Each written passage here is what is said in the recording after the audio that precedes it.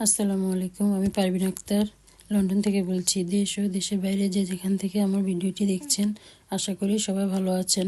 আমরাও আল্লাহর রহমতে ভালো আছি। আজ আপনাদের জন্য নতুন একটি রেসিপি নিয়ে আসলাম। চলুন দেরি না করে ভিডিওটি শুরু করি। আমি আগে থেকে কিছুটা মাংস আদা রসুন গোলমরিচ দিয়ে সিদ্ধ করে নিয়েছি। এখন আমি বাটিতে মাংসটা দিয়ে দিচ্ছি। এখানে আমি কিছুটা গাজর কুচি দিয়েছি, কিছুটা শসা কুচি দিয়ে দিলাম। গাজর এবং শসাটা চিপে আমি পানি ফেলে দিয়েছি। 2 চামচ চিনি, কিছুটা মেয়োনিজ, গোলমরিচের গুঁড়ো, এগুলো একসাথে সব ভালোভাবে মিক্স করতে হবে। এভাবে ভালোভাবে মিক্স করে নিতে হবে। আমার মিক্স করা হয়ে গেছে। এখন আমি স্যান্ডউইচটি বানিয়ে নেব। সম্পূর্ণ ব্রেডের উপরে আমি এগুলো স্প্রেড করে দেব। আরেকটি ব্রেড আমি উপরে দিয়ে দেব।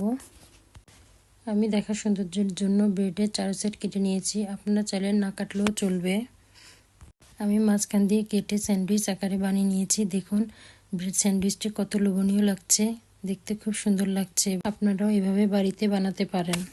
যদি আমার রেসিপিটি আপনাদের কাছে ভালো লেগে থাকে তাহলে একটা লাইক, কমেন্ট, সাবস্ক্রাইব করে দেবেন।